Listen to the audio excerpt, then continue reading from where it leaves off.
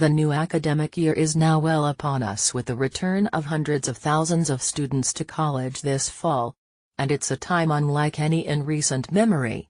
The nation's political divide is stark and conspicuous on campuses across the country where protests centering on issues of race, religion and free speech are rampant. Moreover, with our 24/7 news cycle and incessant social media, student debates are often no longer just for campus discussion.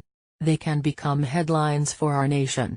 Most recently, Free Speech Week at the University of California in Berkeley was launched into the news, only later to be cancelled by the student group organizing it. In today's world, whether on the topic of the Berkeley dispute or student protests about racist incidents, graduation speakers, immigration policy and so much more, we face a steady, rapid-fire torrent of claims and opinions, from enlightening and informed to ignorant and vicious. One tweet or post, often far removed from reality on the ground, can transform a smoldering campus ember into a raging national fire. My hope is that all of us, policymakers, politicians, higher education leaders, and students, exercise a bit of calm reflection when engaging in the debate commanding the day's news. Part of that reflection should include recognition of some of the defining principles surrounding America's higher education system that, when followed, can provide great value for us all. First, an essential and defining mission of higher education is to be welcoming and inclusive for all students, regardless of their backgrounds and experiences, and to encourage diversity of thought and expression, even when certain views may be offensive to some. The celebrated U.S. Supreme Court Justice Lewis Powell recognized that furthering the robust exchange of ideas is of paramount importance to higher education's mission in America. That view is as true today as it was nearly 4 decades ago. That said, to recognize that the aims of inclusion and free expression are not mutually exclusive is to recognize that these constitutionally grounded rights are also not absolute.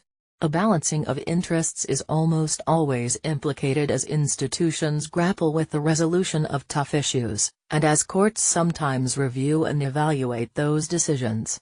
For example, even as we embrace a higher education mission that invites challenge and debate, we must be clear that all students, regardless of background, experience or circumstance, are and feel authentically valued as part of their school community. That means that even as we allow for expression that some may find offensive, higher education leaders also cannot condone an environment where students are unsafe, feel threatened, and where their self-expression is undermined. This is often a delicate balance, to be sure. But it remains a balance we must strike, particularly as these goals are reinforced by our federal laws that ensure non-discrimination as well as rights of free expression. To state the obvious, those laws must be read, understood, and applied in tandem. The principles of the U.S. Constitution and federal laws that have followed do not constitute a menu from which to pick and choose. Second, we must recognize that the answer to discourse that is challenging, uncomfortable, even, at times, offensive, isn't to shut it down, but to engage, directly. More speech, not less, is one hallmark of our Constitution's vision and our nation's education experience. And this means that rather than retreat into the comfort zone of cable news favorites, Facebook friends and Twitter followers, policymakers and educators must actually model the ways of discourse that provide the blueprint for our students to follow, with civility, respect and openness to the differing views of others.